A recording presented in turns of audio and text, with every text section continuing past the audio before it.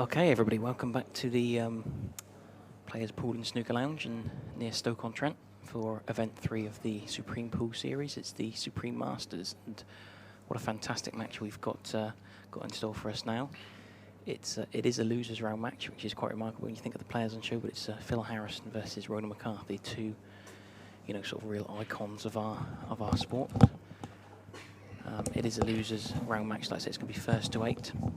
Whoever loses is eliminated from the competition. Whoever wins is through to the next round. It's black ball rules, so if you're not familiar with some of the rules and things like that, please ask us in the chat boxes, and we'll try and sort of cover that for you. As I say, my name's Michael Day. I'm delighted to be joined in the commentary box by Cleve Thompson. All right, Cleve, how you doing? Yeah, not too bad, thank you very much. How are you doing today? Yeah, not too bad. Been enjoying the event so far. It's been brilliant, hasn't it? I've watched some of it yesterday. I've not really seen too much of it today. Just been busy this morning, but I got up here today and it's just been watching some of the games on the side tables, and it's been a very good standard, as predictable as always, really. So these are the top players, under one roof. You can't really get any better than this at this time. So it's fantastic for fans, isn't it? It's really good, and that, this is evidence of how tough the series is. That we've got two of the sport's greatest players. They're both on the losers' side this early on. Exactly that. It goes to show that this game can be predictable. I mean, unpredictable sometimes. You think you have a list of names. You think, they should make it through, etc. Especially when looking at the draw. But there's not very. There's not very many easable games. Nope. But you look at the draw, because at the end of the day, people pay this money to enter, and they believe in their capabilities of winning, of course. So you've got to always treat that with a lot of respect.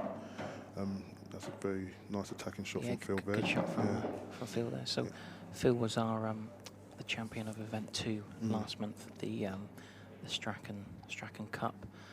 That was world rules, which is predominantly obviously Phil's main rule set, but he's very accomplished in black ball, so the rules aren't going to phase him, nor any of the top players. Would you agree? I don't think you're really a top player. I totally agree. I mean, it's not much. I mean, you look at events 1 and 2. If there was no description of what rule set they were playing, you really couldn't tell in most of it. Yeah, exactly. And for world rules as well, there wasn't that many tactical frames to say. You might have a few tactical matches, but out of a lot of matches going on throughout the weekend, it was very minimal. So it just goes to show that the rule sets are. And also we had Liam Dunster, who's a black ball player. He's never played world rules, and he's got to the final of 2 events at world rules. So it just proves that, and also with the rack that we've got, the balls are opening up. Wow, the games are going quicker. It's more aggressive. Yeah. The top players will adapt regardless. Exactly, and it's funny you mentioned Liam Dunster. I mean, he's not what you call a stereotypically. Although he plays black ball and that's all he knows, he doesn't look like that stereotypical black ball player look. It was interesting because we was talking to Craig Marsh about that. He said Craig Marsh feels that almost Liam might be more suited to world rules. Because the way he plays, he's very methodical, takes his time. He doesn't rush shots. He doesn't play that kind of big, massive moving the white ball around to smash into balls, etc. He's quite a position player, ain't he? So. So, going back to the action, Phil's just working about his business. I think he's got a shot here where he can pop the yellow into the bottom right bag and just open up his slightly obscured yellow next to the red. He's played that pretty well. That'll do. Just wondering whether the other yellow goes into the bottom left-hand pocket, or whether he's going to have to play all 3 yellows into the same. I think he's going to play all 3 yellows into the same. I don't know. Yeah, you can see there. Yeah, he might. I'm not sure if he's going to. He might play for the opposite yellow next, so it just sort of goes in between the gaps of the. Yeah, I think he can go across that. So I think he's going to take the one on the rail first, and then go in between where the red is and where the yellow is by the black spot to save. He's looking at the table and take the yellow. Yeah. But it's all about preference, really. If he has got enough of an angle with the other yellow, I mean, he could swing it across, but he looks a bit straight on that. So I think the shot is to play the one on the rail. Yeah. Well, he obviously feels he can just get across with a bit of side. Oh no, so he's doing it afterwards. Okay, so yeah, either way, yeah. And then leave yourself sort of like any kind of angle really, as long as you're not straight on the last yellow to sort of like use either, you know, hit the cushion, come back up the table, or stun it up. Depends if he lands low or high. Yeah. He might go twice across. Yeah, I'm just wondering whether he's going to come off the bottom cushion or actually come around the back. Oh, come around the back of it. Okay. The way he sort of lined this. Yeah. Okay, yes, done. So Yeah. that's what he done. So, yes, done. And that's a nice shot. I mean, when you go down the tiers of sort of like the standard of player, Yeah. not many would see that shot. No. They would think about perhaps just coming off one cushion, but he's actually taken away the risk factor there of actually coming around the back of the yellow. He wasn't risking clipping the yellow or clipping the red. Or I think he's always got a shot, because if he accidentally clipped the red, he's got no shot. Yeah, so exactly. So to go around the back of the yellow, even if he kissed the yellow or it's not, a very clever shot. Clever shot. You know, he's got more options of if he did was going to make a mistake. To say. It's a clever shot. Isn't it? Talk about clipping reds. He's clipped the red that he didn't necessarily want to. Yeah, he's just got enough to make this you know, relatively decent pot really. Just got to mind his work on here.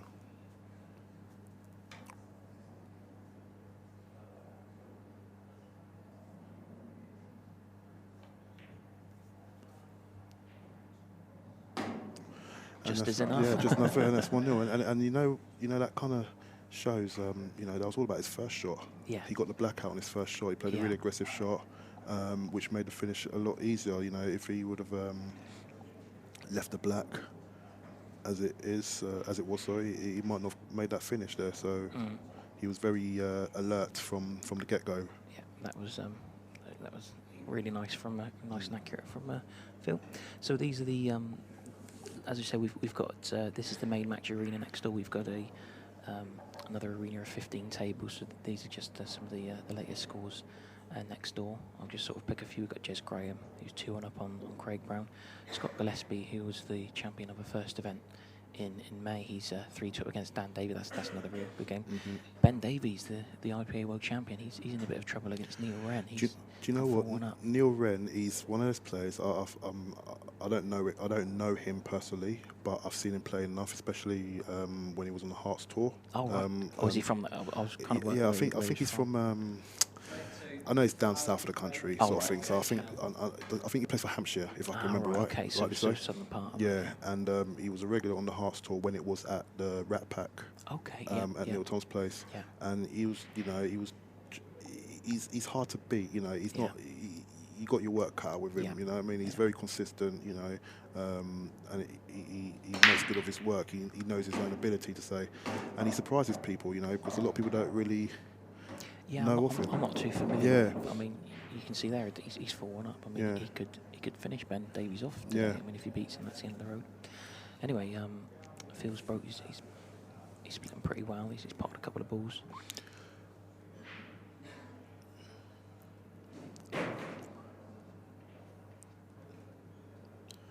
looking at the table here.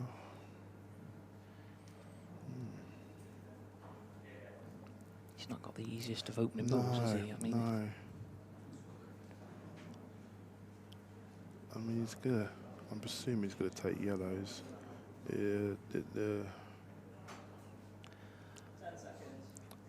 It's how he sees it. I think it's all about the first shot, but I can't really. Yeah, I'm just wondering whether he's going to go reds and possibly take the red at the top of the table first and maybe open up the pocket, or is he going to play the plant on the yellows?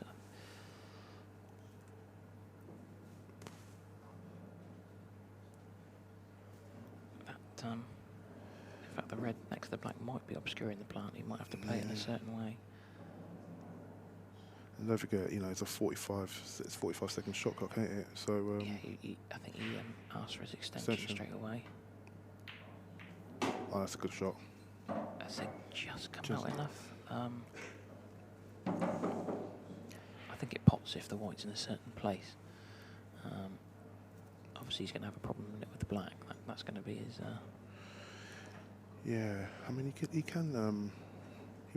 he doesn't necessarily have to attack here. He can actually just probably put the ball over the pocket and just kind of nestle the white onto the red, really. So, knowing Phil, he's pretty much a clever player. He will never force a finish that's not there, you know. And he's played what I believe to be the right shot. And Yeah, you know, sometimes you kind of have to ask questions. But again, Ronan's not. He's a very disciplined player as well, so he won't try to force the boat either. So I believe this is the first time. Did Ronan dry break just the first frame? I think he did. Yeah, he did. Yeah, and then Phil I cleared think up. Phil made the most of it, and So there you got a view of the arena there. Yeah, you got a couple of the players on the left-hand side. You got Dom Cooney and Carl O'Donoghue just watching the game. Dom Cooney's going to have an interest on Phil because they're both from Cambridgeshire, play the same interleague team and everything else. Mickey Flynn's, obviously Carl and Ronan, both from Ireland, so that's there. So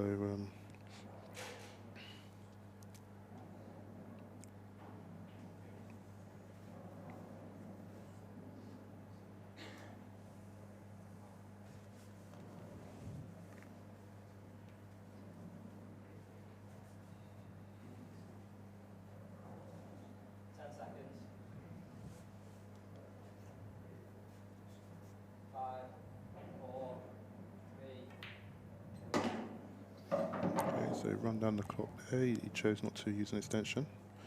I can only assume that he's going to try and get up the table and try and get the red in a way that he can play a skill shot and sort of screw into. Yeah. I mean, the skill shot looks it doesn't look relatively easy. I think. Oh, okay. I think what you want. I think you probably wanted the cube around you and So then screwed in. Screwed it up, but the one so screwed the. So the white around sort of like the brown spot. Yeah. Maybe on the snooker table, and then. But that's not worked out, and now he's in a bit of.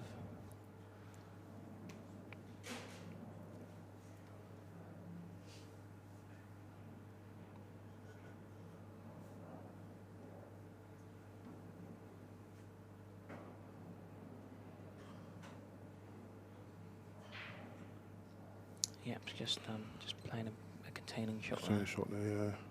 And if he does get the chance of swinging into those balls, now that's a big target for him to hit. So yes, it is. So he's made the target unmissable really. If he hits it, the yellow's going to be going in. So. I think Phil will just sort of like play a containing shot here, dumping this yellow on the bottom right, or as we look at it, exactly like that. Yeah. And again, just hold position really. I think Phil doesn't have to do anything. You know, at the end of the day, Ronan's got to make some kind of finish if and when he decides to go for it.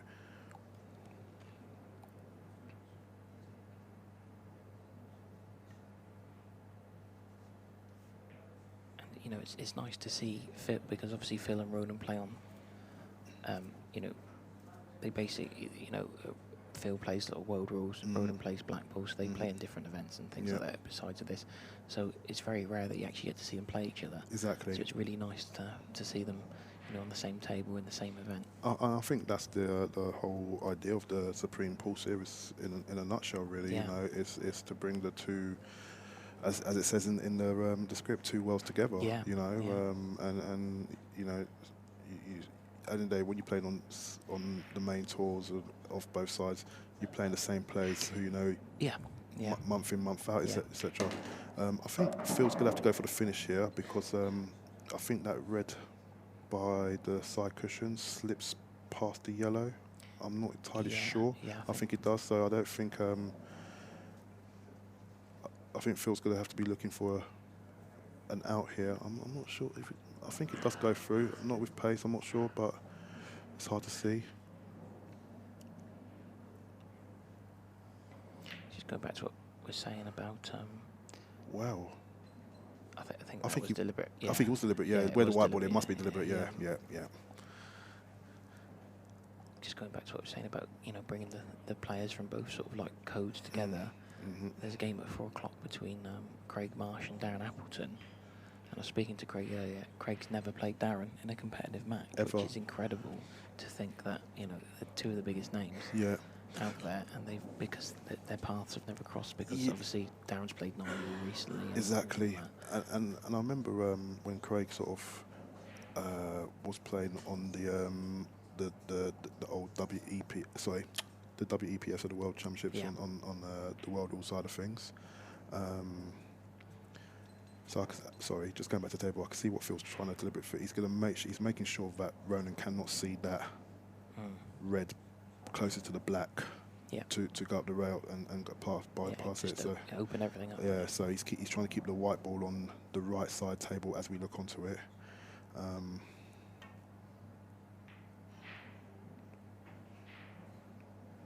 Okay, I'm not.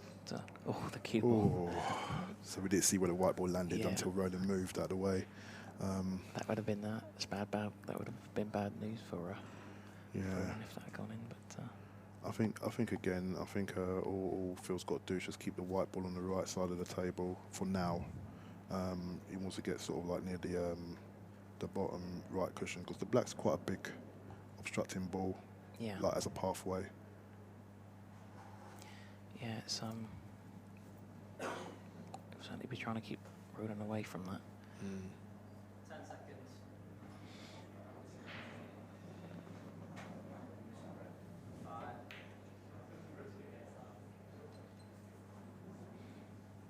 That's okay, I believe. Yeah, I think that's.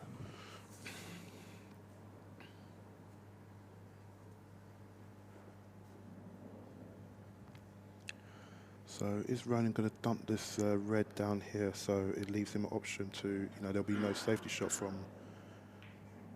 Okay. So he's setting it up really for a skill shot, ain't he? He's trying to set up for a skill shot. Yeah.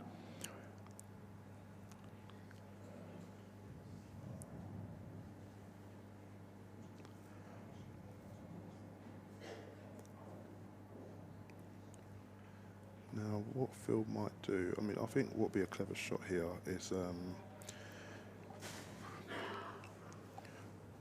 I don't know if you'll see it, and maybe I'm calling the wrong shot, but if he's going to put one of his balls and send one of his yellows up to the top to block the path of the skill shot, but... Yeah, that's possible, so he's just trying to fill this pocket up. Okay, that's probably a better shot, and you can appreciate the tap for the table from Ronan there.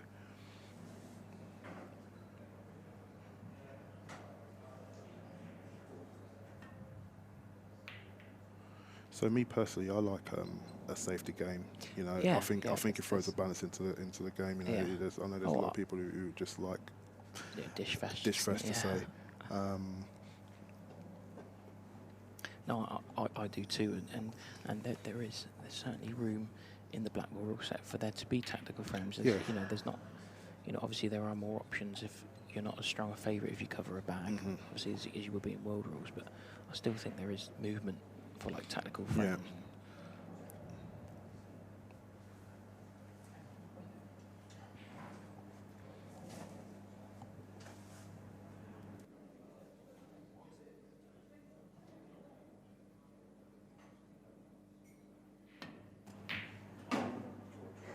So Ronan went for that. Yeah, he made that shot, but now he's in a spot above her here.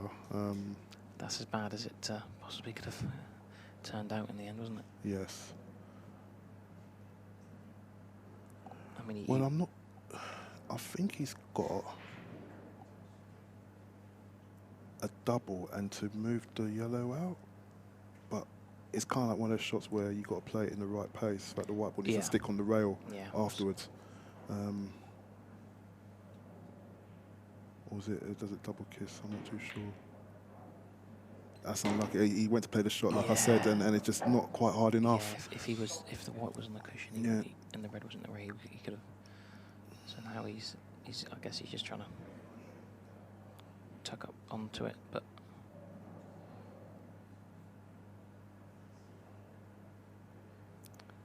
Just working it out.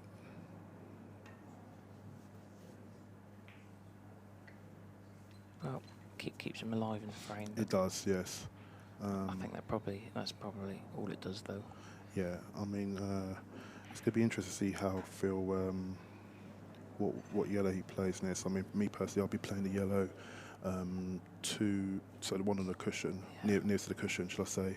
Just open it up and not even leaving a total, really. So you make sure you don't leave a total. Ronan's going to have to play the red, and it does open up the yellow. That's a good point, yeah, because if for viewers who might not know, if it's a total snooker, you don't need to hit a cushion after contact, so he could, in theory, just trickle up to the red after hitting the cushion first. So, it's not at the end of the day, I think no matter where Ronan leaves the white ball, even if he gets it tight behind the red, you would like to think that the escape is pretty. Let's open things up a little bit. But Yeah. I think he might have left enough of the pocket for Phil to pot this yellow. Yeah, I mean, if Phil's not happy with the, if it's just like half a pocket, Or no, maybe no, he not, hasn't. no, Yeah, maybe. no. That's a better camera angle we've got here, so.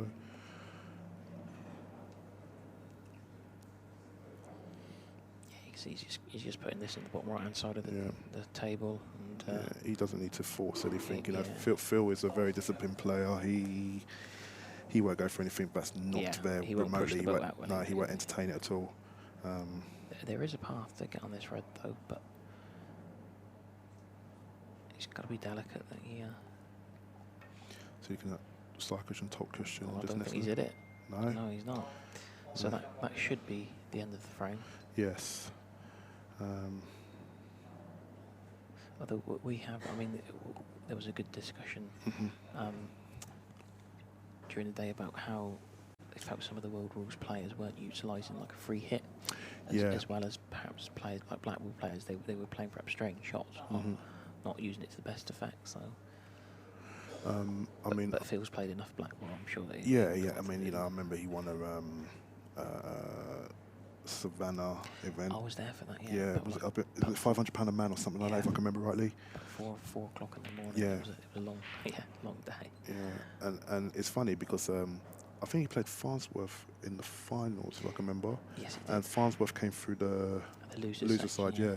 And I remember me saying, you know, I know how Phil is. You know, he's very disciplined. He's a kind of perfectionist, if to be.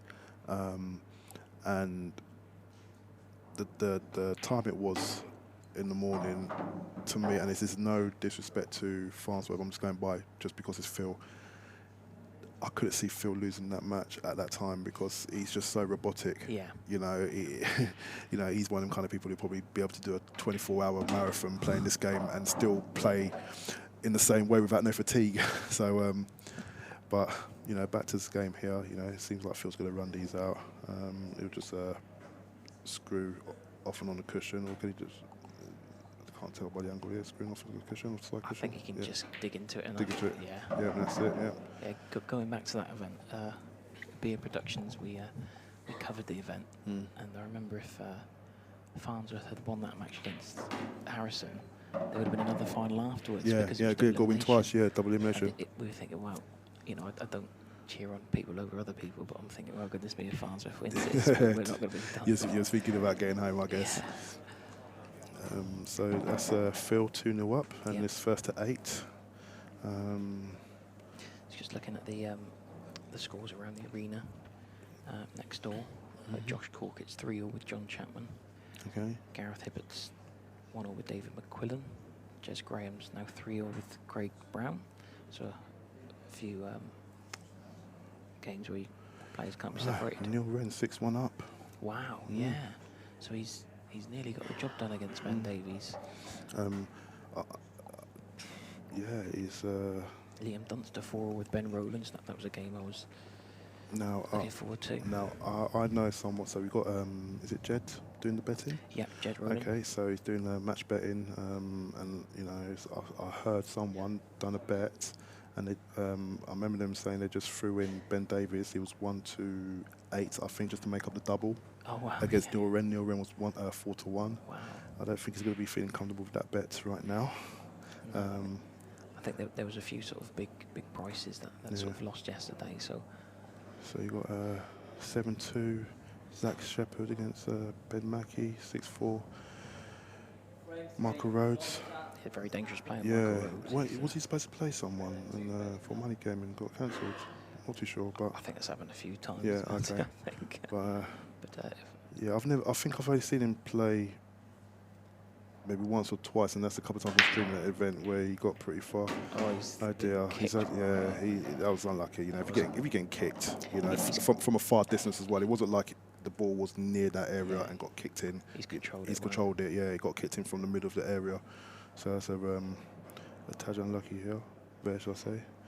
And got the ref just carefully removing the shark rack. So I think he's going to be using his ball marker to move to black. Yeah, I think he needs to. And then just remove it.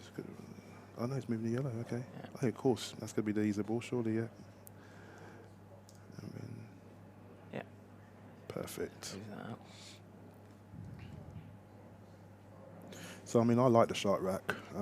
I've got one. I purchased one on the very first event when they had up here. Yeah. I came up here. I did come to the event too, and you know, speed wise, in terms of how you know rack up from the ball from the 8 ball being potted to you racking the balls. I don't see any different. I mean, the way I do it is different to the rest. I don't know if they're told to do it that way. I don't know if that's the best outcome. I do use the triangle still and just sort of roll Yeah, the balls. I've seen quite a few people sort of do that, and Roll it's over. quite you know quite straightforward. So Yeah. you get it on there, it rolls into place. Just make sure that they are touching. Touching, yeah. So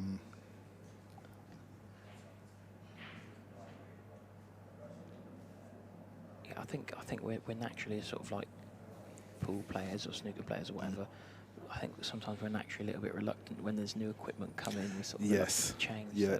So I think that's life in general. When there's Yeah. change, you know, you question, you think, you know, you're not too sure about that. You're used to one thing, but at the end of the day, I mean, you know, talk about shark rack. I think it's a very small price to pay to Yeah, get I mean, a good split every time. You know.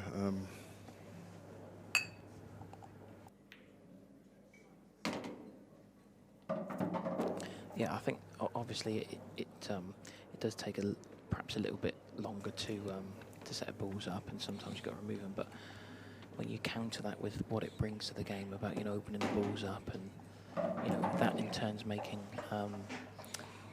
certain frames of ball quicker as well. So there's far more advantages in my opinion to disadvantages. I mean, someone did mention a point, and I can't remember who it was, and I just saw it on Facebook, as you do, and they didn't like the shark rack.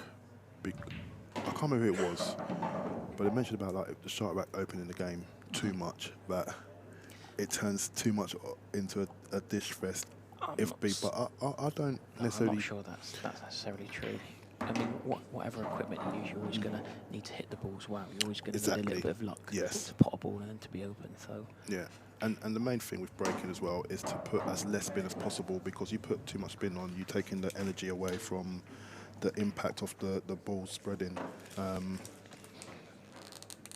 So back to the scoreline there, it's 3-0, Phil Harrison. He capitalised on Ronan's in-off break there. So Ronan's got his, he's got a bit of work cut out, because I don't think Phil's missed the ball that he's actually gone for. Obviously, the balls have been running Phil's direction. He's had first control, so he's not really made any mistakes, Phil, at all. So he deserves to be 3-0. To be fair, the break there was unlucky. Unfortunately, he got kicked off from the middle of the table into the corner pocket. So that was a bit of unlucky in Ronan's part. But yeah, at the end of the day, Ronan was very unlucky, because he hit the balls really well. He did, yeah. He controlled the cue ball, and then another ball's just come up like a rocket. And just shot it in, straight. Yeah, exactly. Clean.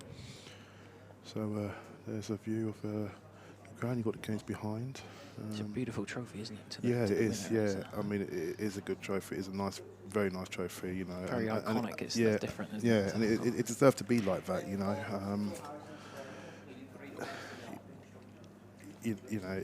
end of the day, I think it weighs a ton. It's very heavy.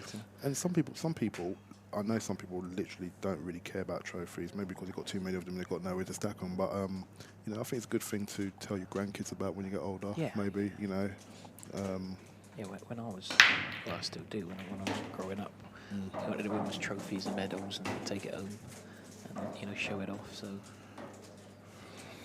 another brilliant break. So I've done a little catch up with Phil earlier, and let's go through my notes here. I was just talking to him, from the horse's mouth to say, and just asking some general questions really. So he practices on his own table. Okay. Okay, he's got his own table in a shed in his back garden. All right. Which Okay. is built. Didn't know about that. So he's based just outside Ely, a place called Sutton, and he mainly practices by himself. He doesn't really practice with anyone. If he does practice with anyone, it's literally Rich Wharton. Oh, yeah, I know, Okay, yeah, I know he's yeah. good friends So with yeah, with so Woodridge. they've played out of Cambridgeshire for many years.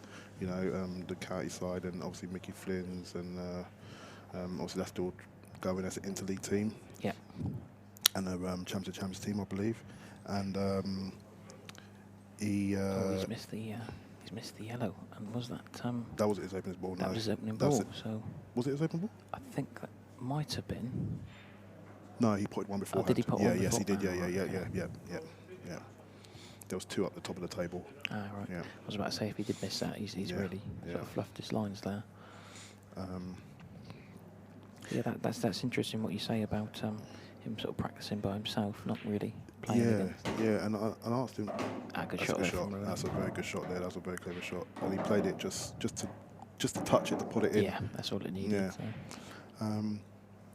So. He practices by himself most of the time, and sometimes plays with Rich Wharton. When he practices, he plays like he's playing someone, so he doesn't just knock balls around like some players would do. That's interesting. Yeah. He doesn't do drills, Oh, right. Okay. So but he just practices. Okay. And I asked him about his break, because you hear around that people respect Phil's break because of his cue ball control on the break. Okay. He says that he feels that his break is not that very good amongst the top boys of the game. Okay. He feels that it is, because you feel that the break you're going to be punished, but from what I see, and you hear a lot of people talking, people respect Phil's break. He seems to get the white ball in the same path line all the time, but for him to say that he don't feel his break is that great was very surprising. And I guess he's a bit of a perfectionist. He does say he's a perfectionist. So I asked him a little friendly question, as a joke, and I go, I'm sure you've heard that many people sort of have a friendly banter joke saying that when he lands on a ball perfect, he's always shaking his head. Yeah, and he goes, he doesn't mean to do it. He goes, it's just he just does it. If it's not perfect. It bothers him, So yeah, that is something that he does quite frequently. Yeah, and there's a running joke about it as well. Interesting. His highest break in snooker. He don't play snooker often at all these days, or he just has a little dab. His highest break is 131, and it was with a 9-ball cue. A 9-ball cue? Yeah, so he's done 128 with his own cue and 131 with a 9-ball cue. He was just playing. That could be some sort of record with a huge tip. He says that Mick Hill's the best player. Okay, so like now and ever. Okay. And ever, sorry, he states by it. He goes. He just says he said it very confidently as well. He really rates Mick Hill highly. He did mention other names like Abbott and Mellin, Potts, Twist to say. I think Phil would know better than anybody because he's exactly. been on the losing side of the last couple of World Finals in Blackpool. Yeah, so he's been to 8 semi-finals in the Worlds. And 3 finals, very consistent, and only won 1 finals. So it was. He said the 2009 World Championships when he won was the best. And that was against Mick in the final, I believe. I think. Was it Mick? I think it might have been because it was. Yeah. I remember them saying back earlier in the summer when they played, it was like the best of 3 of finals. Right. Because I think it was the 3rd time, so I'm pretty sure he beat Mick Hill in the 2009 final, which is nice because he's beaten. He's the best player. He's beaten him in the final. Yeah. I mean, it would be a travesty if Phil Harrison wouldn't have won a world title. Exactly, and he got to the world semi-finals 8 times. He lost to Mellin, Yannick. Yeah, it's not like he's losing to people. He's losing to top. And he said that it was just a big monkey off his back. So 4-0 to Phil. Yeah, so possibly not the scoreline people would have predicted to start off with, but there's still time for Ronan to come back. But obviously, it's going to be very difficult now. I mean, I think it's important. Ronan's got the break now. I think it's going to be very important that Ronan makes a ball legally off this break here. If he's thinking about staying in this match, it's not a complete worry as of yet because Ronan's got the armoury to turn a game around, but this is now he needs to do it. Yeah.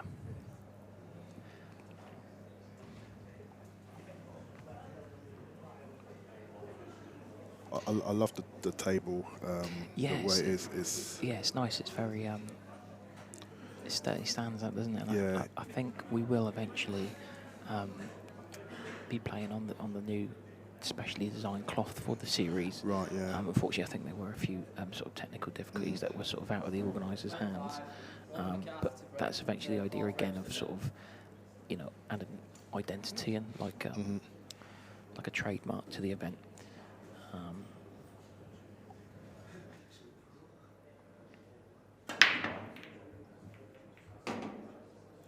So again, Ronan hit him pretty well this time. He's not been kicked in off. So No.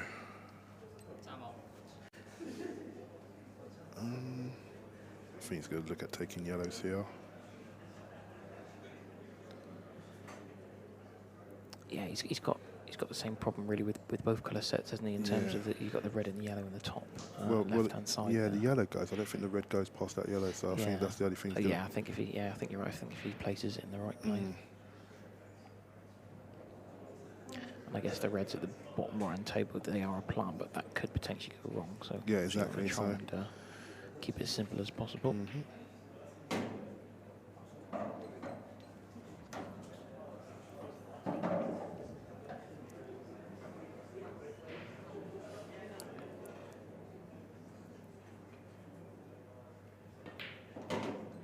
Okay, so he's going to play the yellow into the middle. Yeah, he's got a nice. I think he's going to leave himself a shot on the yellow by the bulk line next.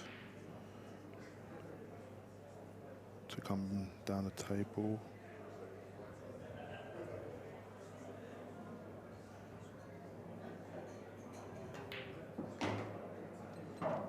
Yeah, that looks good. I think that's fine.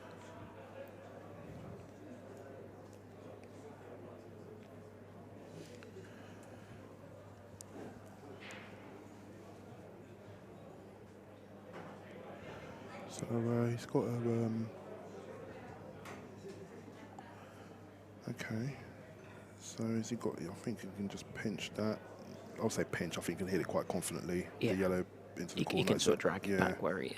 So he might just roll this literally and leave himself a long yellow. Or is he punching it? I'm not too sure. Looking at an angle.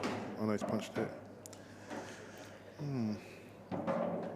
It's See, I think for me, I think he should have just dropped it in and just take the long yellow into the corner, bottom right-hand corner, and then the yellow into the middle before the black.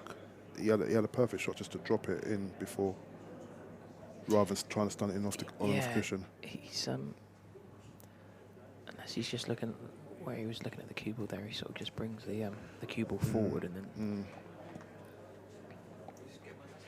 So this is a test of shot being 4-0 down. Yeah, because he can't get out into the middle of the table. He knows he's going to be near the cushion regardless. So that's good. In. Okay. Yeah, that's nice. It's a nice shot.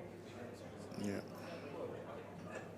So I think he'll be sort of cutting this in and just flicking off the red to leave the black into the other corner. Or is he going to play the black into the middle? No, other corner. Yeah, that's fine. That's nicely controlled. And looks as if Ronan's going to get. First frame of the board, so it's a break dish from Ronan Bear.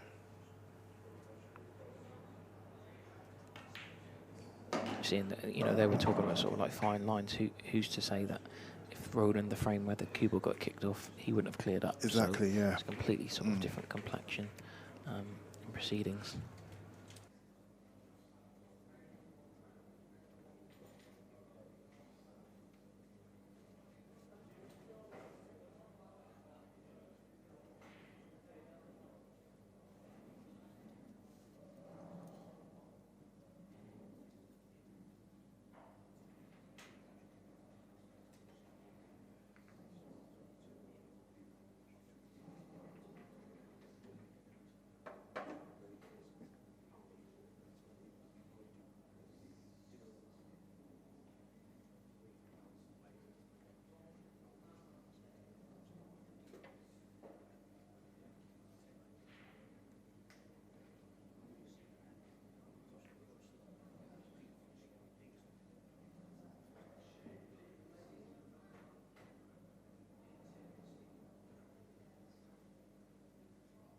Frame 6, Phil Harrison to break, leading 4 frames to 1.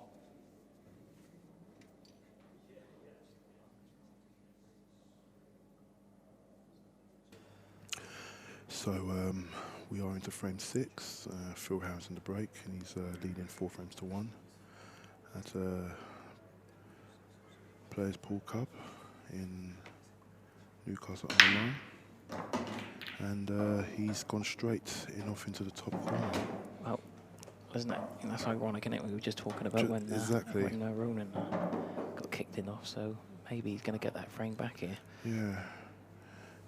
Looks like he's got the blacks on the top of that that kind of mark. Yeah. Where the shark rack is, so I don't think the ref can move it from there. I don't really know much about what the ref's capabilities of moving balls whilst they're resting on shark rack. Yeah, I was asking that. I think it's the player's prerogative when they want the rack to be removed. So I was speaking to Craig Marsh. He says he tries to get the rack removed as soon as possible. So it's going to be an interesting option here. What he's going to do? Is he going to take him out? He's good.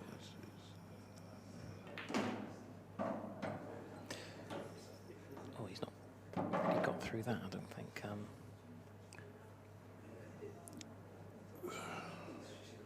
I think he's going to take. Okay, so he's going to go and play the red and play into the little cluster there and take reds. See, I didn't like that, me personally. I thought he was going to just take yellows because they all went. Okay, yes, you have to land on them, but they all went. I mean, I come from a hard to believe, a more snooker background, and I guess it's preference. I don't personally like nudging balls that already go. Yeah, if they're all there. If they're all there, yeah, I'd rather plan my... Reluctant to move them. Yeah, exactly, because you just never know what could possibly go wrong, you know, and then you kick yourself in the teeth a little bit there, but obviously these players, you know, they're top-class players, so, you know, I'm not going to disrespect what they're saying, but, you know, so what they're doing, disrespect what they're doing, but at the same time, you know, even the top players can get things wrong and make the wrong decision, so, you know, it's rightful that some players have their opinion. Yeah, that certainly didn't work out well for Ronan there. So he's still at the table, he's still got a chance to make things better. Yeah, if you're at the table, you still got a chance, ain't you? So.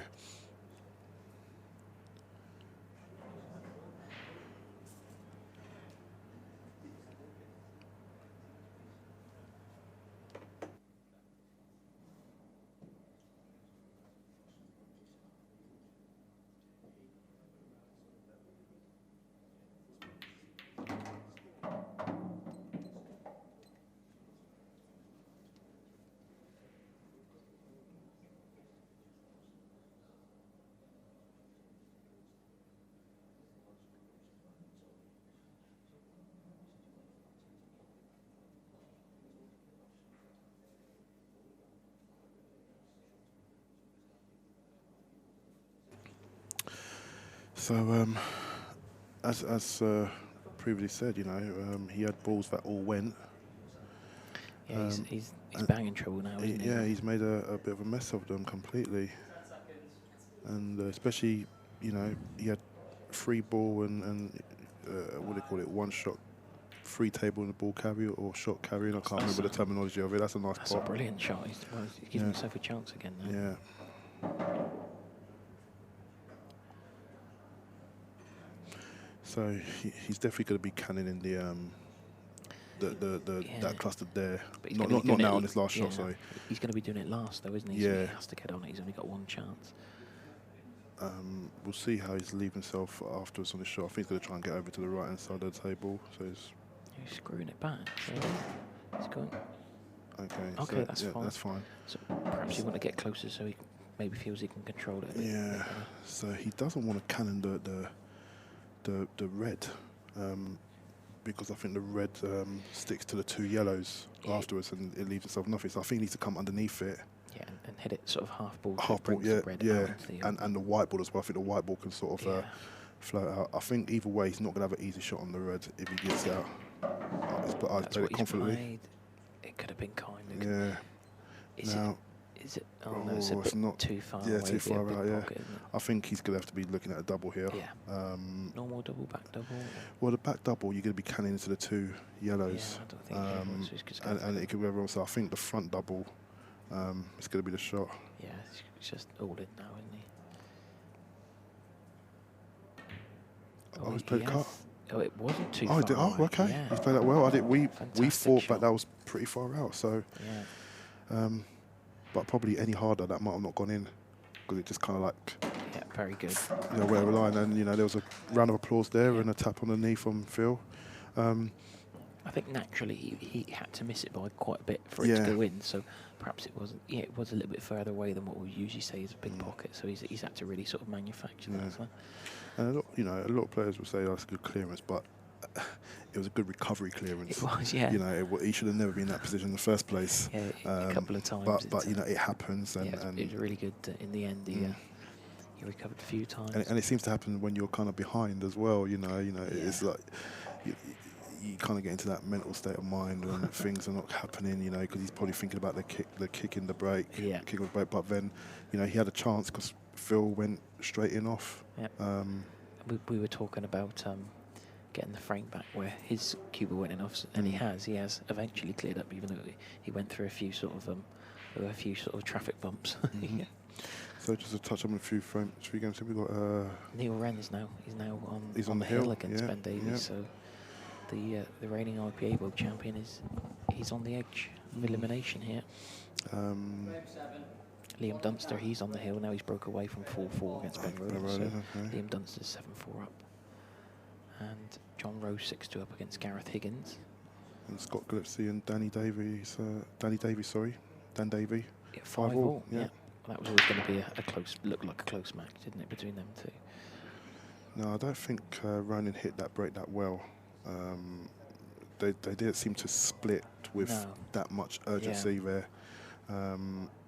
And he really top spinned the white ball into the middle pocket, but you see Phil asking for the rack to be removed straight away. So I don't think it's not going to be that much of a problem here. Ref seems to have steady hands. Yeah. Well, sorry, do you know what the referee's name is? I don't know his name. I don't actually. Okay, no, well, we're going to find that out. Give him a mention. So, looking at the table here, it's not very straightforward. Either way, Phil's going to have to do a collision of some kind. Not a massive collision, just sort of like a.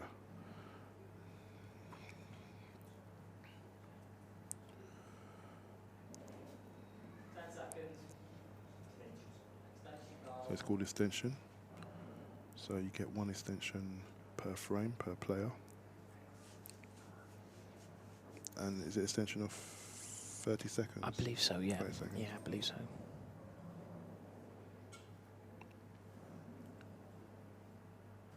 I wonder if he's got the angle that he can screw back into these balls. Oh, straight away and now. open everything up. Oh, No, he didn't. And, the way he was lining up, I thought he was lining up something pretty aggressive, but he's got a couple of angles here where he could. I think he's going to go for it now, isn't he? He's off this yellow. He's going to go into it, hit the red, and then open up the yellow. He doesn't want the white ball to spin off the red. And that's okay. That's okay. That's okay. Just made out. And that could have gone horribly wrong because he could have kissed the red on the way through first. Yeah. And he could have gone in off into the middle pocket. Yeah, I think. I'm not saying that would have happened, but there's, it could have happened, and he's played it pretty well to come to the side cushion and kind of into it first.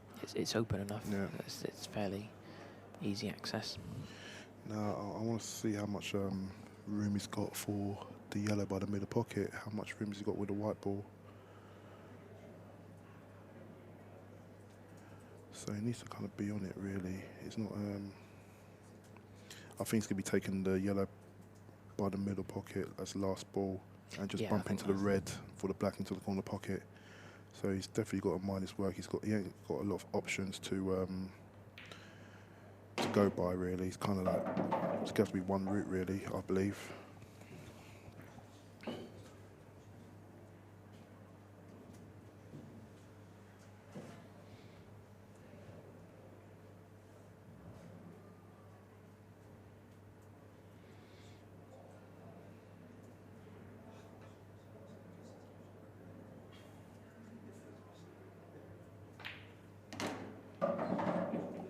nice shot. Yeah, it's a nice shot, and that's perfect because he can just slip the white ball back past the red after screwing this white ball back, and I think it leaves him with a nice angle to leave himself round about between the yellow and the black to take the back corner pocket. So I think as long as he doesn't kiss the red on the way through, yeah. So he's just got to, you know, make sure he cues it nicely. I think he might. That's perfect. I was just concerned that he might have been deliberately playing a very thin cannon off the red and bringing it down, but he's got into that well. Yeah. And he could play this either way now, really, if he wanted to. But he's going to play the yellow in the middle bag. And yeah, I think it's fairly natural. So it's all about. Oh, okay, he's got enough there to play. Okay, I didn't see that. I think he played the black in the same block as this. Oh, wow. Oh. What's happened there? Okay, so. Wow, Did he not get enough side? But no, he just didn't. Did it? Wow, that's a glaring unforced error. Yeah, I mean, we both sort of thought that he was going to take the one to the corner next and take the yellow into the middle pocket as the last ball and just bump the red away to take the black into the corner. But he saw it differently, and you know, cameras are always going to be deceptive. Yeah, you know, compared to the player how they sit at the table. Yeah. So and it. Wow, so putting a fair bit of juice on this. Oh, that's unlucky. Nearly made it. That's unlucky. Nearly made it. Now, it's not the worst place. It's not the worst place. No. You know, Ronan's going to be. You fancy him to pot this, and to be fair, you fancy him to clear up, but there's just a bit of pressure on this first shot. Yeah. Being with the score line, but then you know, if he clears up here, he's 4-3 down, and he's back in the game without. He'll probably feel that he just kind of edge over. So whilst he's just a positive first ball, we can sort of bring in the news that Ben Davies did lose to Neil Wren. Neil Wren got over the line 8-4, so that is the end of the road in this year's Supreme Masters for Ben Davies. Yeah, he's not had a. I don't think in the three events, I don't think he's had a good run of late. No, he hasn't. You know, he's and you know he's very capable more than anyone of winning these events. Yeah. You know, so. I mean, yesterday we done the stream and his match with Jordan, and he dry broke in the deciding frame, and he left real. You know, in essence, he left drop-ins really. Yeah. Although Jordan did well to hold himself together, but yeah, that's well, we were talking about Neil Wren beforehand, and obviously, you know, he's just knocked out the reigning, one of the reigning world champions of our sport. So.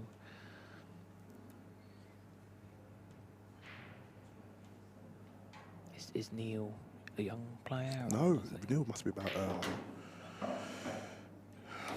I'll say, I guess he's probably about 46, 45, 46. Yeah. I know he's like Phil. He's deaf. He wears a hearing aid. Okay. Yeah. So I don't know how deaf he is. Okay. If it's one ear or both, etc. But you know, he does talk. Yeah. You know, so he's not. Completely deaf, I don't think, but seems like this game suits, you know, deaf people or hard of hearing people, sort of thing. Like Carl Morris as well, obviously. Yeah. And, I'm sure we're missing a few out as well. But anyway, in the meantime, Ronan's has sort of gone about clearing these. And to be fair, it was an unenforced error by Phil, but to be honest with you, he was very adamant about taking that shot into the middle. I think that was the route he was always going because he played it quite naturally. Yeah. You know, he didn't think about it. He just kind of played the shot where he screwed the white ball out from the shot before. And so it's 4-3 to Phil. And Ronan must be thinking he's back in the game now. Yeah, he is. He's got a foothold now. Yeah, I mean, it's going to be Phil's break. So, you know, Phil needs to get that shot out of his brain pretty swiftly, but I'm sure he will. You know, he's very capable of doing that. You know, he's very experienced of that. Although he is a perfectionist, you know, I don't think he'll let that phase him. He'll just move on to the next game and yeah, but.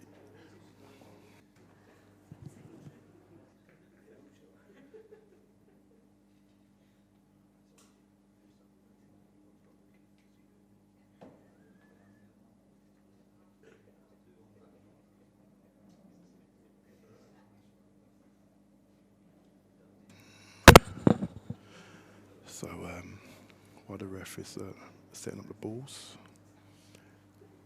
it's 4-3 to Phil Harrison. He's got the break. And again, we are Supreme Series Event 3.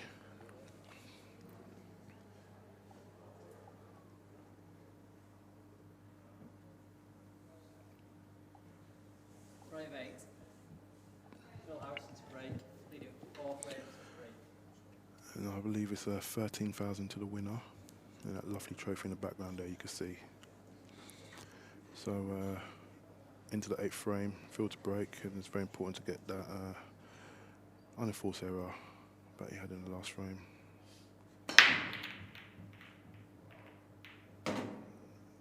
So he's cracked them pretty well.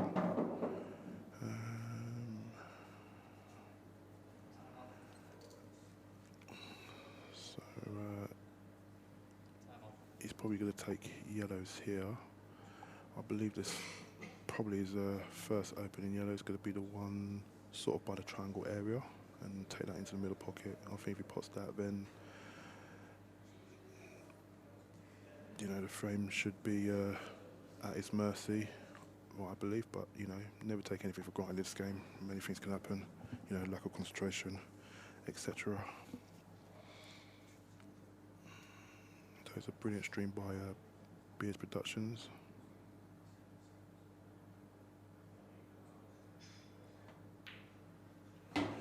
And that was a very good opening shot there. You know, it was the only ball you can really take, really. And you kind of missed that. You think that you would not be coming back to the table. So the frame's at Phil's mercy here. I specifically expect him to be 5-3 up at the end of this frame. However, he's got to do his work.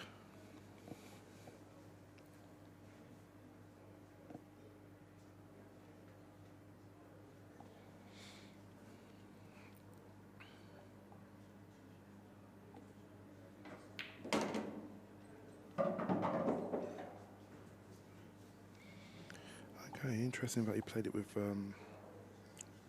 inside side, where played it with right side, or if you're American, you call it English. So he must have want a certain angle. Okay. So there you see there that the yellow does simply pass the black to go into the top right hand corner. But he's opted to play the other yellow closer to the top right corner, and he's probably just going to bring the white ball out and take the long.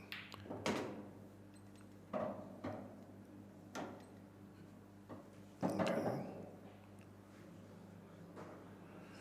Didn't expect him to go that way. I thought it was going to just probably take the yellow by the blue spot, as we saw it into the bottom left corner after the shot that he just played just now. And then take the yellow at the top for simple black. So he's going to have to navigate his white here. I don't know. Okay, so he's going to play this. Just a basic hold-in screw shot, really.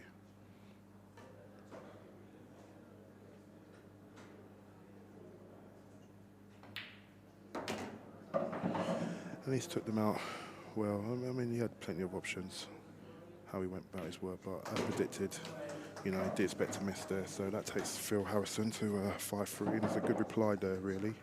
You know, after the mistake he made, he broke and ran out. And just quickly moving on, I could see John Rose about to win his game there. I think that looked like John Rowe. Yep, and he's gone 8-3 against Gareth Higgins, so that puts him through to the next round of the loser side. And unfortunately, that's Gareth Higgins' end of his reign at the Supreme Series number 3, event 3. Update here, so we've got Josh Corkett against John Chapman, 7-4 up. Gareth Hibbert and David McQueenan, 3-all. Jess Graham and Craig Brown, so 5-6 to Craig Brown. And Dan Davey versus Scott Gillespie, 5-7 to Scott. Martin Taylor versus Andrew Mackey, or was that Mackay? Excuse me for my pronunciation. 3-7 to Andrew.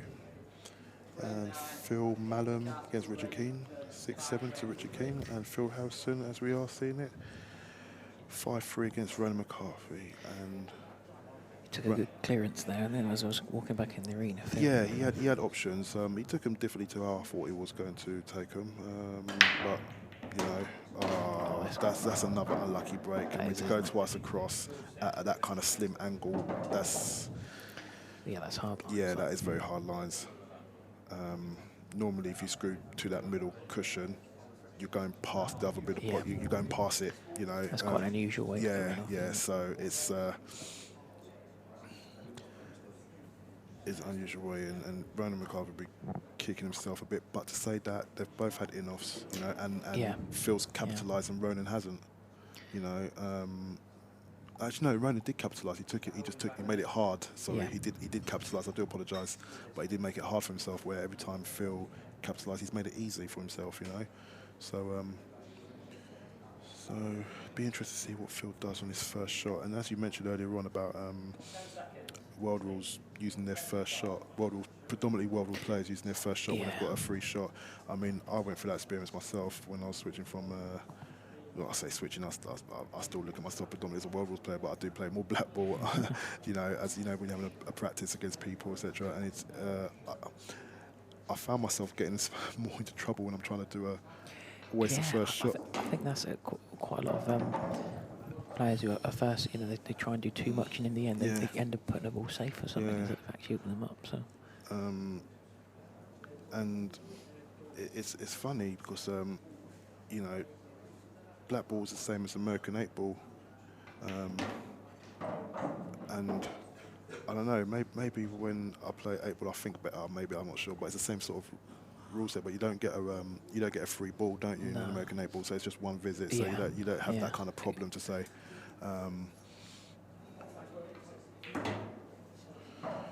So he's going to just drop this in, take the yellow closer to the middle pocket, and just go around the angles to take the yellow in the same pocket.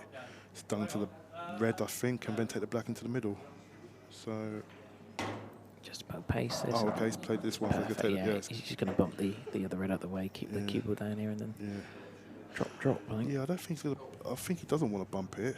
I think he just wants to float it forward a little bit, or just where it is. Yeah, and take the, you know. He's probably got options. Yeah, because he doesn't want to cover the black, don't he, by accident. I don't think he's going to. Exactly. He's fine. He can drift it. He was straight at them. Yeah. And so he, again, it's another tale of, you know, a player capitalising the other players in off on the break. And that's how ruthless this can be. If and it's definitely shown that Phil has played better in this match, regardless of Ronan's breaks. I think that's a fair assessment. Yeah. So you've got Craig Marsh in the background there, just looking on. Yeah, he's going to be playing Darren Appleton. Okay.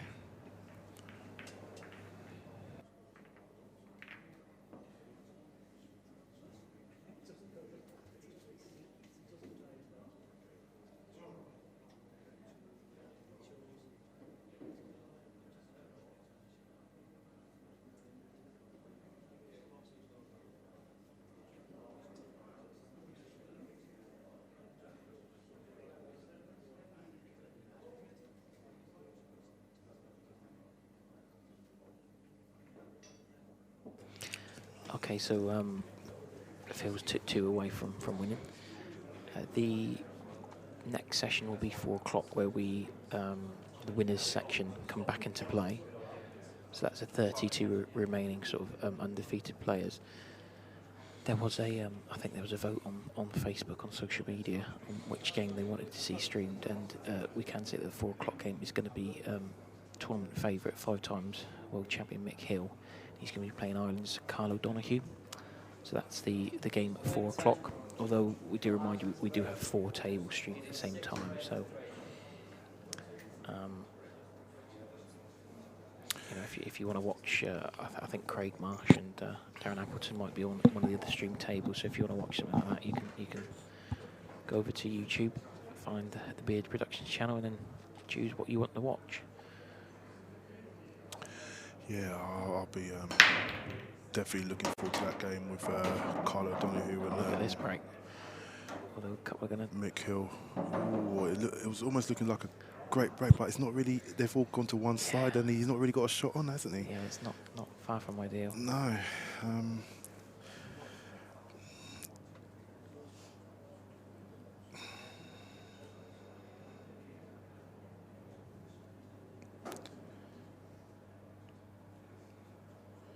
So he's looking at a plant as a first shot here. Red onto yellow in the middle of the table into the corner, but that's very aggressive.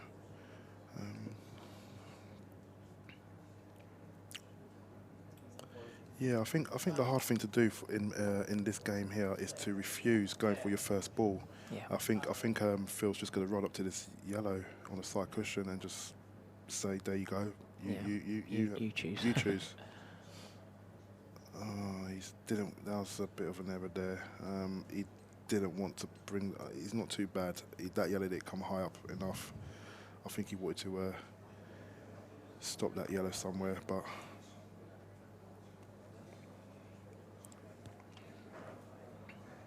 So 6-3 to Phil Harrison, and I think this frame's going to be about who goes first. You know, who's going to commit to going first. And Ronan's decided to. Yeah, did he play for that? I don't think he did. I could be wrong, but if he played for it, he's played with no urgency. So I can only assume that he did play for it, because I mean, if he didn't play for it, he's certainly asking for trouble. Yeah. Maybe he's just trying to get some sort of control here. Okay. So that's not a bad shot. You do feel like if Phil makes contact with any of his reds, yeah, Ronan's going to be in position to counter or to have a go at countering, and he's got a little problem area with the two yellows by the red. The one on the bottom cushion, it pots, but you can't really do anything with it to make something out. So, and I think the fact that there was 3 reds potted off the break. It makes, how can see 1, 2, 3, 4, 5, 6 balls against 3. Yeah. And 4, sorry, excuse me. So, in terms of chess pieces, if you want to call it that, it gives you on the defence a better position to say.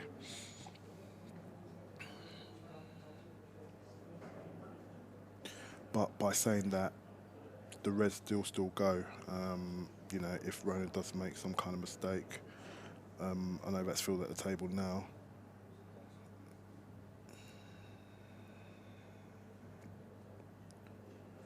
So is he going? What's he looking here? Is he total snookered? No, it's not. No, he can get through that.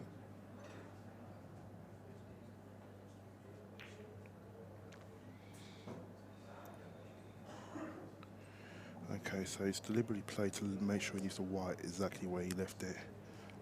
He didn't want to give Ronan an easy opener if Ronan does have an opener. That was actually a pretty good shot by Phil, to be honest with you. Yeah, I think it's better than it actually looked. Yeah, clever sort of container. Yeah. So I think Ronan's just going to bump this yellow out and make sure he blocks the path of the left-hand side of the table.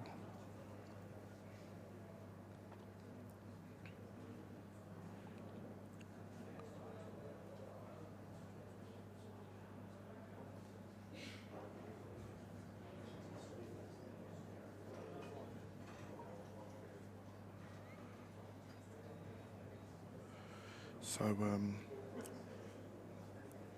what Phil might do here is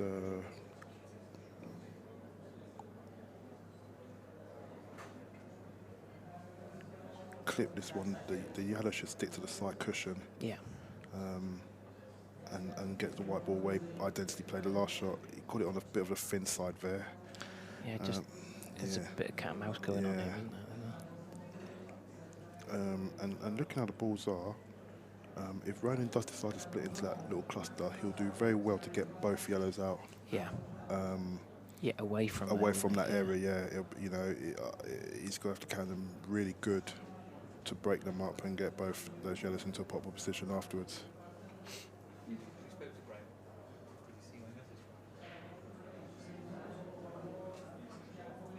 So it's just okay. So that's a clever shot there by. It's a kind of clever shot, but I think Phil's kind of forced to go. It's Game here. It's just giving him a bit of value, isn't it? Yeah. So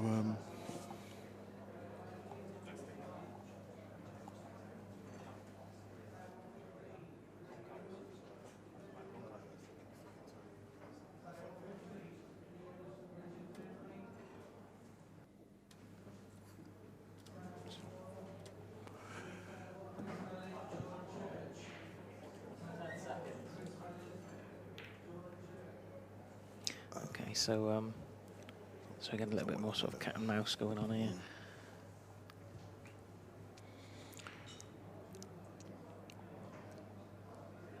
A few of the 4 o'clock, so the next session is 4 o'clock session. I think a few of them are going to be going on early.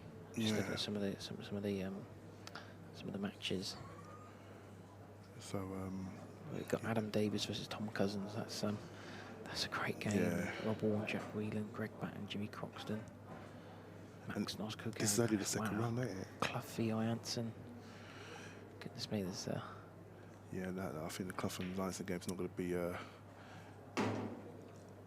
There's going to probably be a few tactical shots there. yeah, it might not be the quickest. No. But, there's not going to be many mistakes. So I think Ronan has given himself. He's got a chance here, yeah. I think what he wants to do, I think so the yellow closest to the bottom right-hand corner, I think he just needs to bump that, and I think that yellow goes into the top corner afterwards. So if he just bumps this yellow here, Yeah, it's good. and it's okay, he's still got second bite of the cherry there. Yeah, So, you can see Phil's reaction yeah. there in the background.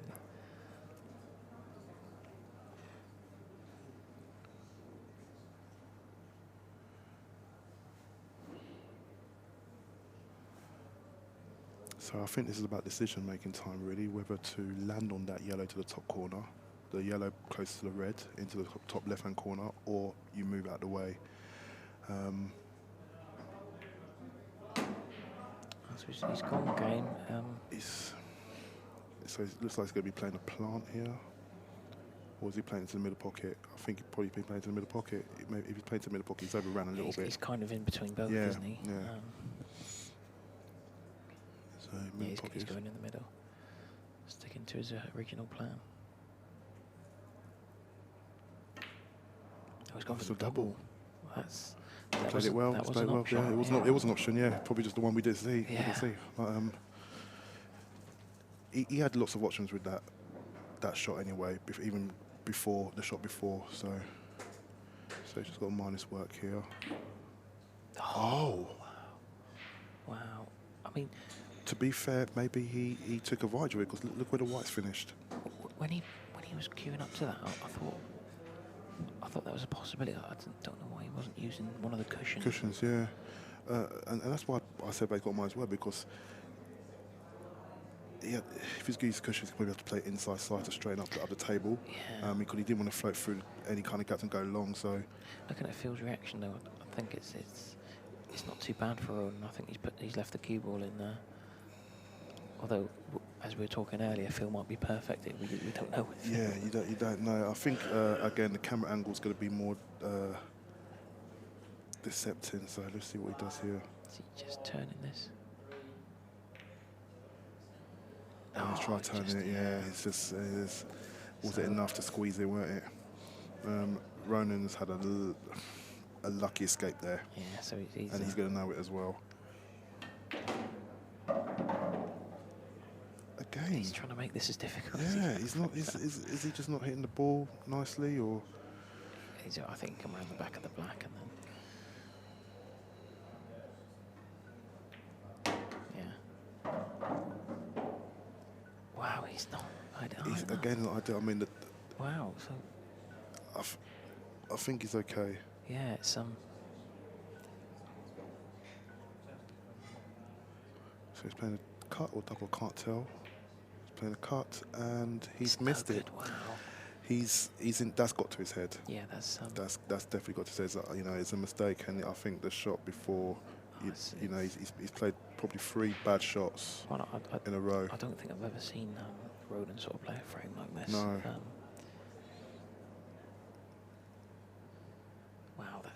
huge. Two absolute huge let-offs for Phil. So Phil's opting for a plant here, and he's so he's back at the table at the end of the day, and he'll be wondering how he got it. Yeah, exactly. That, so win, lose or draw on this frame. He'll be smelling a bit of blood. Yeah. To be fair. Is he? I think he's just going to run through. Yeah, he's. And play the red down the rail.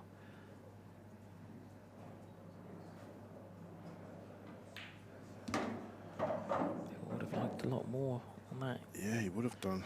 He's left it. He's left it a bit awkward for himself. So, I think this frame sort of gives everybody hope that even the top players can sometimes. Exactly. So he's just going for it though. No, he's missed it. No, he's missed it completely. He might have even had a kick there, you know. Yeah, but he was never happy though, was he? He, you know, the reaction from the shot before to get onto it, he was never really happy, and you kind of feel that something like that was going to happen. Well, for the third time of asking, can Ronan finish it off? And he can. He does. He gets over the line eventually. I don't know who's going to feel better or worse about it. Yeah, I don't think Phil's going to feel that bad about it because he knows he's got a 2-frame cushion, and he must know that Ronan's not playing. Yeah, well, 100%. You know, so he's not going to feel any kind of any threat as of yet. So it's important that Phil kind of stamps his authority on this on this frame here. So onto the 11th frame. So it's now going to be 6-4. To Phil Harrison and Phil to break.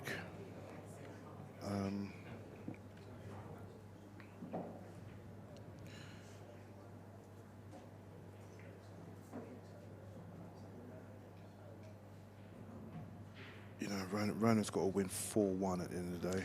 Yeah. And there's no disrespect about the way he's been playing. It's very hard to see that at this moment of time, but in pool anything can happen. You know, the penny can drop, and you know all it takes is like a little twist maybe, and you're back in. And he did get himself back in the game because he was 4-3. He was 4-0 down or 4-1 down. He got to 4-3 down, and so you know there's still going to be some kind of belief from Ronan, regardless. And he's very experienced. You know, one of the long-serving members of the current game at top level at this moment of time. He's not gonna chuck the towel in, is he? No. You know, he's been there, seen it all, you know, 2-3 generations of this game. And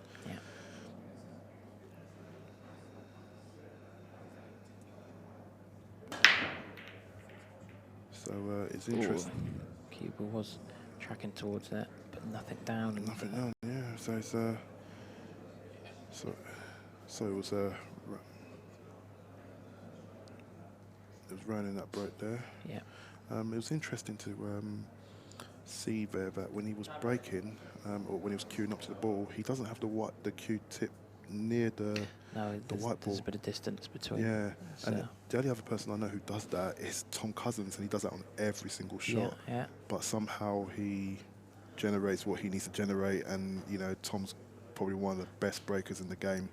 Max Nosko's like that as well. I don't know if you've watched Max much, but he's got a very. He's like that.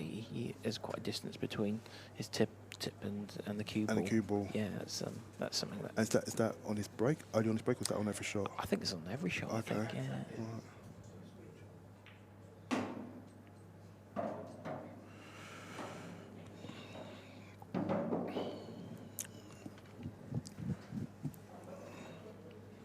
So Phil's going to be dropping this into the middle here. I mean, it's going to be playing the top.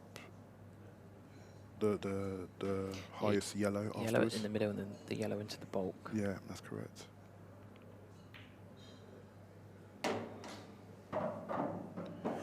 Now, is he going to... has he got the angle to sort of slip past and bump into the black afterwards? He could do. He might use it to sort of like hold the cue ball. Yep. As long as the black doesn't go anywhere silly, and it kind of has. I didn't think he'll go there, to be fair, but it was always a risk. Just half a roll was all he needed. It would have opened everything. Exactly.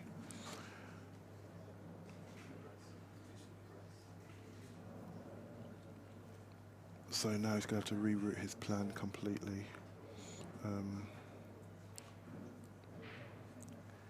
He might opt to do the same shot again. No, the red's in the way, I think. To come off the side cushion and bump into the yellow and the black, but I think he's now have to land on everything. Yeah. And take them and run them out. So, limited here, yeah. really.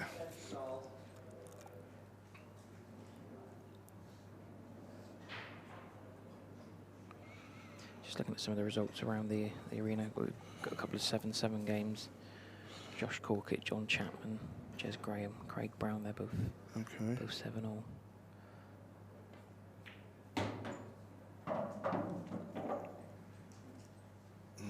Just a little bit short than how we'd have liked it. So what he might do is play this yellow into the corner pocket, flick the red out of the way, to then play the long yellow and come round and take the yellow into the bottom left, the yellow by the black into the bottom left corner. Yeah. So that's always an option. So he just wants to pot this and just kind of flick the red. Yeah.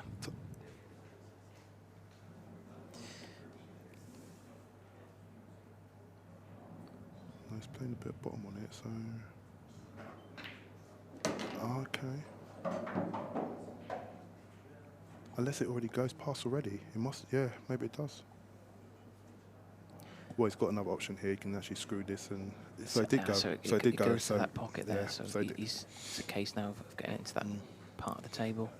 So my shot was, the route is what I thought was, but it already went, so. So you got Matt Breed in the background and Mark Farnsworth. That's a good shot. Yeah, he's made it, and it's a good shot. Yeah. He's recovered well. Phil, from the disappointment of putting the yellow and the black fairly close together. And he wants to cue this because these kind of shots are a little bit, you only got the top of the white ball to aim for, and they can slip away. Yeah, so you don't want to drop them dead weight, and he kind of like half. Yeah. So he's put away, the bad thoughts of the last frame. And. So he's on the hill. He's on the hill. He's 7-4 up. And I've always thought,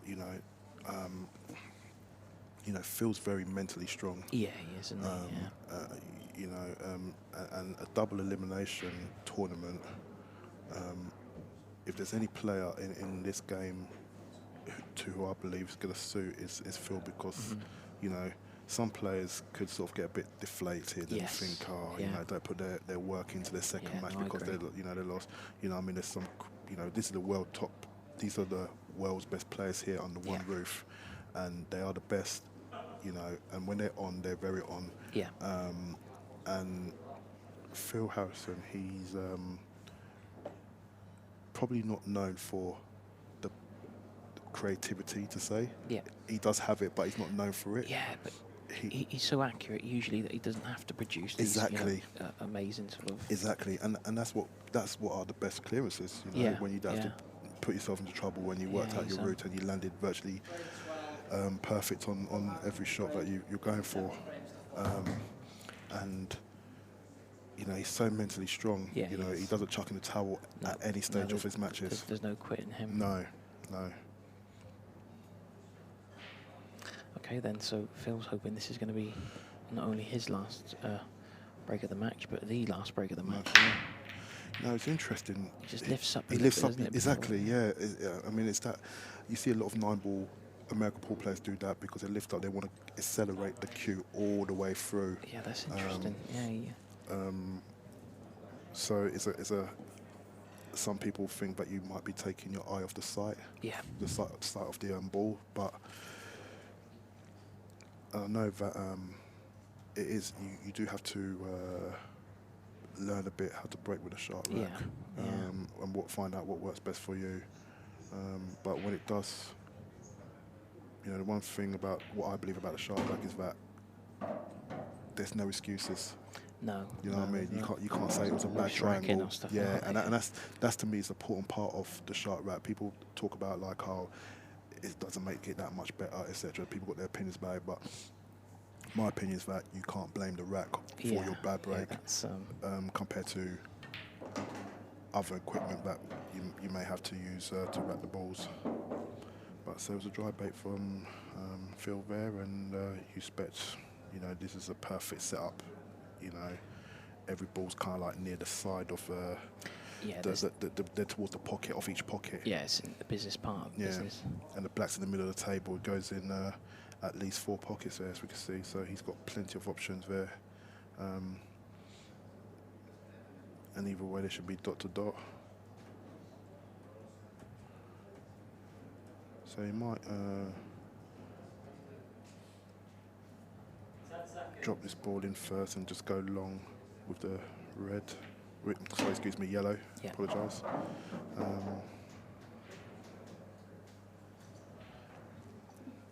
But again, as though we say that it's dot to dot, it's the crunch times when you get to the last 2 balls, and that red by the black is just a little bit of an obstruction. Yeah, it is. It's food for thought, isn't it? Yeah, and people take it for granted because they think, there's lots of space, but you got to still mind your work and.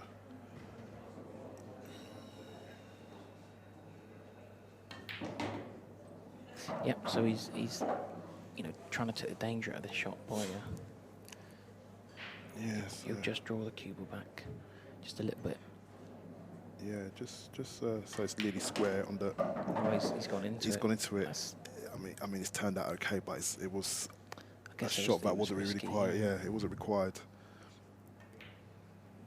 he has played it in a controlled fashion in Yeah. the end. So this black then, and it keeps him alive. And he does, and to be fair, he'll be happy that he's 7-5 down. Yeah. And he does have. It's his break next, and if he did go to decider, it would be his break and deciding frame. So that's right. He does have 2 of the next 3 breaks, possibly. I mean, he's kind of free rolling right now because he knows that Phil's on the hill. There's nothing else he can do. Yeah.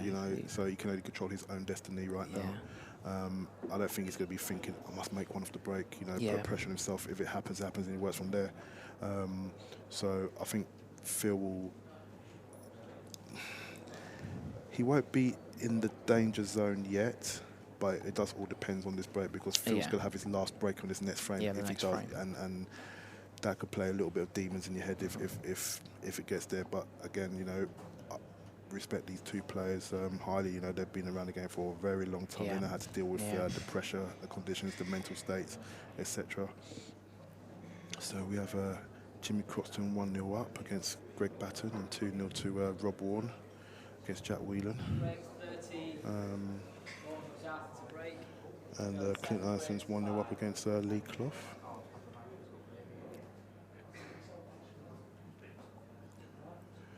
So is there any player who's kind of impressed you over the last sort of maybe 12 to 18 months in terms of the, how can I put it, the so-called non-elite players? And I'm not talking about non-elite players of the Kolkata non-elite, just sort of like the not-so-top names, as you can say. So,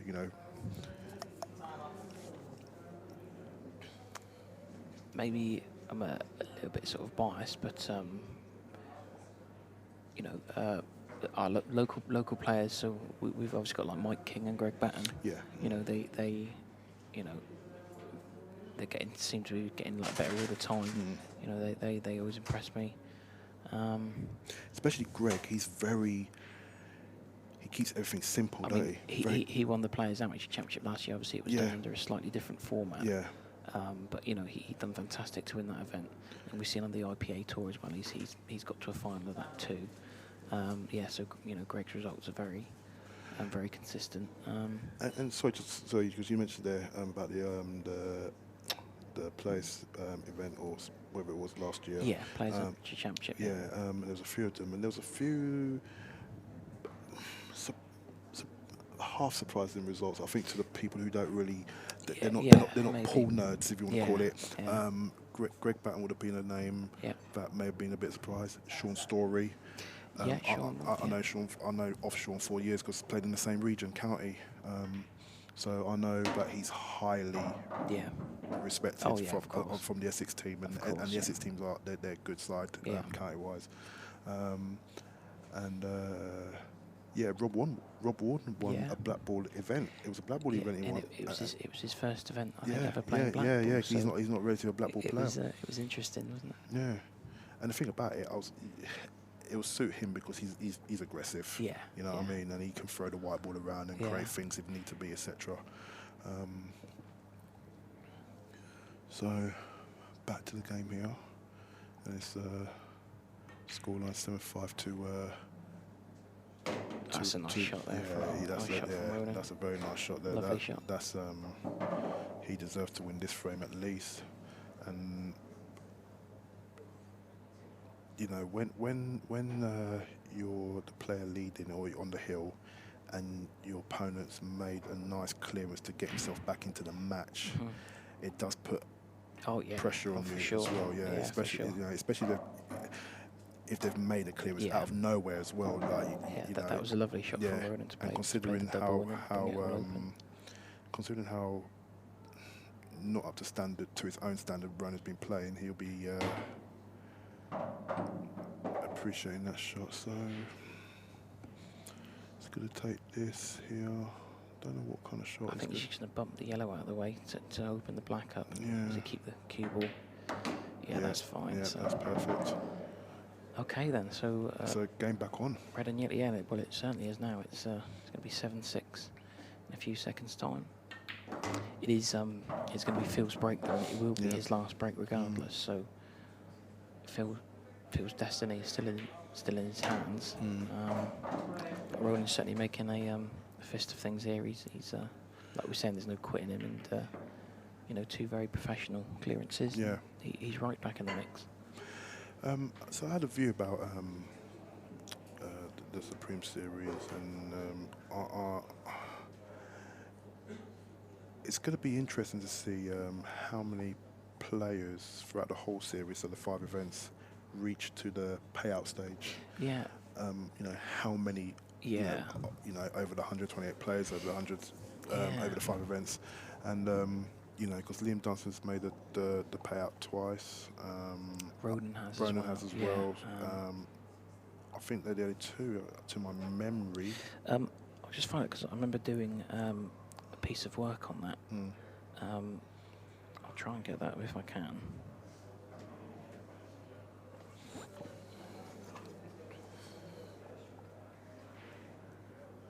And certainly with obviously 16 players making the knockout stages this time around, and with the results we've had so far, I think we're going to see new sort of players sort of cash.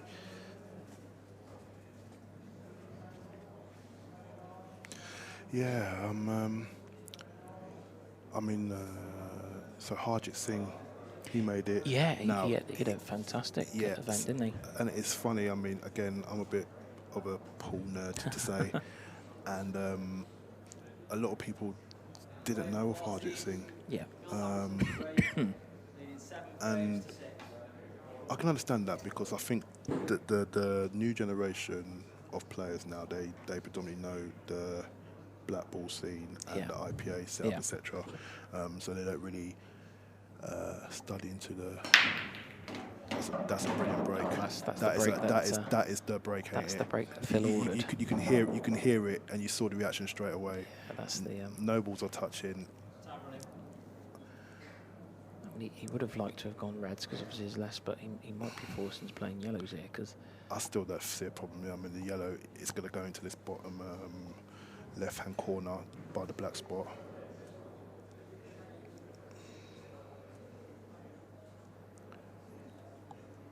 Yeah, so actually going back to sort of like the payouts and the ranking system. Phil is obviously he's second in the rankings because he won the last event, the Strachan Cup, and Ronan is actually third. He's on 340 so far. He's had a semi-final finish at the Jason Owen Open, and last event he had a quarter-final finish where he lost to John McAllister. Where John come back from a long way back. Yes. So Ronan's also cashed in both events as well. Before the tournament, Farnsworth and Tom Cousins were both in joint 5th with 260 points. But did Farnsworth? He's only made a payout once, ain't he? He hasn't made. Yeah, he. So I think he made a cut off. Yeah, they do it on sort of like a point system instead Yeah. of like a snooker. That would be like any money earned. Sure. So just for clarity, obviously you've got a point system, so that makes things set up for the grand finals, right? It's seeded. Yeah. So obviously players have got to be eligible for the grand finals, so they have to have played 3 of the 4 previous events. Okay, so right. that means they'll get through, but they're using a ranking system to seed the grand finals. Not quite sure how they're going to do that, but basically, obviously, if you're one of the seeded players, you won't meet another seeded players, maybe for a first or couple of rounds. So there is certainly an advantage of becoming a seed, because in theory you'll then miss like a Mick Hill or a Phil Harrison. Exactly. Or Ronan McCarthy. But then saying that though, the seeded right now has not really kind of gone as predicted, in terms of who's. But the beauty of this open draw is we've had some absolute cracking opening round games. Exactly. Players on the loser side, so. Oh, he's played that well there. That was a clever shot selection there to stun across the face. Back onto himself and take the yellow into the same pocket. I'm not sure what the, obviously, the second series, so next year I'm not sure if they're going to employ like a ranking system for the previous year. I don't know what the plan is, but I would think they're going to utilise it in some way. Yeah. And whoever finishes top of the rankings, what an achievement that is to be number 1 on the Supreme Series. Exactly. Because that's shows you're consistent as well. So. Yeah, I mean, I always like to see someone who does finish top of the rankings to win an event. In any sport, it's very I don't want to say off-putting, but because then it's consistency, you know what I mean? And you're not showing that you're a one-trick pony, but I think you do want to win an event, and it's no disrespect to any players in any sport. No. I think players always remember champions more than world number ones or ranking ones. Yeah, exactly. So anyway, whilst I've been blabbering on, Phil has been doing his thing around the table. Yeah, I mean, I do apologise if I have been blabbering on. It's just I couldn't see any mistakes to happen on this clearance. That was just like the perfect break. So this black for Phil Harrison to go through 8-6, and our winner of our last event is still in. Yep. It was a bit of a it was a hard-fought match, wasn't it? Ronan's done well to get back into it a little bit there. I think Ronan will go away. I don't know how he will go away probably with mixed feelings. I mean, he had 2 bad breaks. Yeah. But saying that, I think going by memory, I don't think he missed a ball off the break. I think the only 2 breaks he went in off. Yeah, a couple of times it's sort of the cue balls got kicked and kicked in. But anyway, so Phil's through, and unfortunately Ronan's doesn't make the knockout stages of this event. Thank you, Cleve, for popping in. It's been a pleasure. Hopefully you enjoyed it. Yes, I did. Certainly did. It's my first time commentary for very well. And production, so hopefully I'll get another go at doing this. Stint, I'm sure you will. So I'm here all day. So yeah, sure. Phil's going to be interviewed by Lee Kendall in our interview room in a few minutes' time. So if you want to hold on, you'll be able to hear that interview. The next match is going to be on the live stream table. Is going to be between Mick Hill and Carl O'Donoghue. Yeah, that'll be a fantastic game. That's going back to the winner's side, so that'll be best of 21, first to 11. Was due to start at 4 o'clock. We are running a little bit late, so if you want to give us sort of like 10-15 minutes to get everything ready, table set up as well. That'll be our next sort of live stream action. But like I say, stay tuned to hear the interview with Phil Harrison.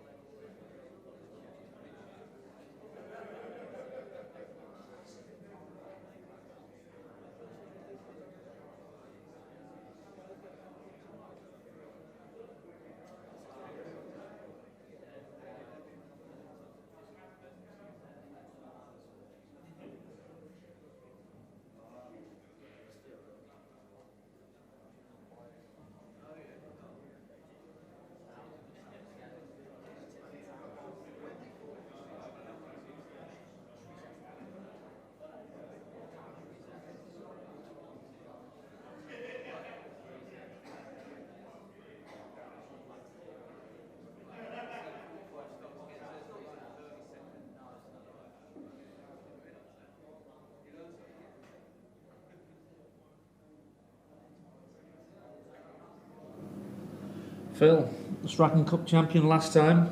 This event hasn't started off so well for you. You lost in the first round, so you went over to the loser side. You lost to one of my teammates, Darryl Whitworth, who's a good player.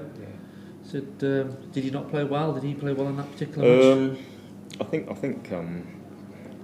Obviously, I didn't play well, but Darryl played reasonable, and I wasn't able to capitalise on his mistakes. And when he makes a mistake, and then you make a mistake afterwards, you ain't going to win. So that's what I did for the whole of the match, really. So probably more of a case I was a bit cold, hadn't played for a little while, so no excuses. He just beat me. That was it. So you went over to the loser side, and then you drew Ronan McCarthy. So yeah, I know. I thought, here we go again, really.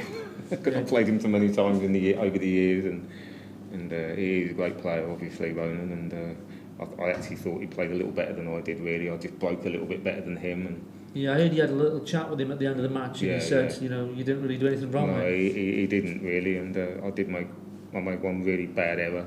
I've had a kick on the ball down the rail, and that just set it up to be closer than it should have been, really. But, but yeah.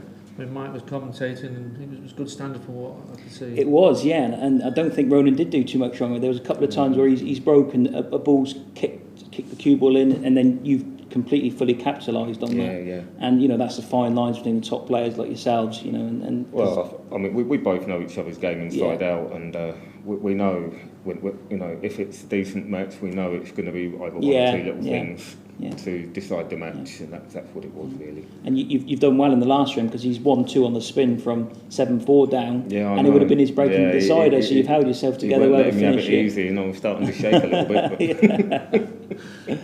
Yeah, but no, he's a class player. And you've got to take him out. I mean, if you make mistakes, I always say, as long as I get the 8 first, I ain't too worried.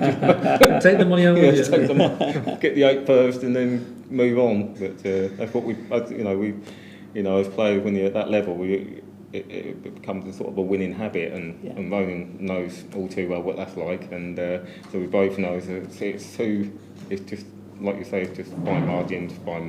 But but I enjoyed playing Ronan. Great player. I looked up to him when I was younger. I know he's only 5 or 6 years older than me, but I did look up to him because he's a solid professional, great money player. He's still at the top of the game. He's incredible. If I play as well as him at 50, I'll be happy. If he is 50. He's certainly in his 40s, close to 50. He's close to 50. It's his 50th. He'll be having words for me then. It's his 50th this year, I think, so he might let you off. Yeah, he'll probably dig into me then. Well, the next match we have, Phil and Mike, is what we voted. We had a vote of the winner's side, and everybody wanted to watch Carl O'Donoghue against Mick Hill. Oh, yeah. So, who do you think will win? I think obviously if Carl plays like he can, I think we're in for a really good match. We all know what Mick's like, and but Carl, he's really, really good, exciting to watch, and a good match for the spectators, really. So you're tipping him to beat Mick Hill? I'm going to tip Mick. You're going to tip Mick to win. You praised Carl up, then you jumped over the other side. No, I'm just saying how good Carl is. But again, Mick does have that winning habit, and he does know how to finish matches. And there's no doubt Carl, when he's flying, he can just wallop anyone. There's no doubt about that. Yeah, well, we had Mick in for an interview with the first round, and he had problems with his neck. Yes, he did actually say that to me. So we'll see how. But he didn't have any problems when he beat Brian Alco. No. Whatever it was, 11-2 or 3. Mick's one of them, and he's but he did have a problem with his neck, because he told me in the car park, and he did look stiff. So I don't know what he's taking, but it might be working. Okay, well done. A long way back for you, but you're still in the tournament. Yeah. So that's all you can ask for. Like I've just said, it's Mick Hill against Carl O'Donoghue next. We'll just get the stream sorted, and we'll be back live again.